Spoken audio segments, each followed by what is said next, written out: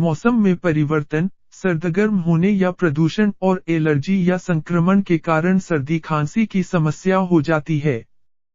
कई बार संक्रमण भी इसका कारण होता है। आइए हम आपको बताते हैं कुछ सर्दी खांसी से बचाव के घरेलू नुस्खे।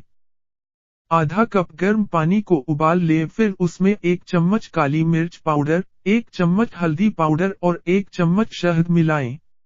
अब इस मिश्रण को 2 से 3 मिनट तक उबाल लें और नियमित तौर पर काढ़े की तरह पिएं। अदरक को घिसकर या छोटे छोटे टुकड़ों में काटकर 1 कप पानी में डालकर उबाल लें। दिन भर में 3 से 4 बार इस घोल को पिएं। शहद और नींबू को अदरक के रस में मिलाकर पीने से भी कफ की शिकायत दूर होती है। शहद गले को आराम पहुंचाने के लिए एक पारंपरिक उपाय है।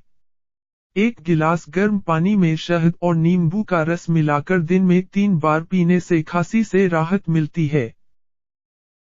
सेब का सिरका हर तरह की खांसी के लिए अच्छा है। 2 बड़ा चम्मच सिरका 10 तोला पानी में मिलाकर गर्म करें।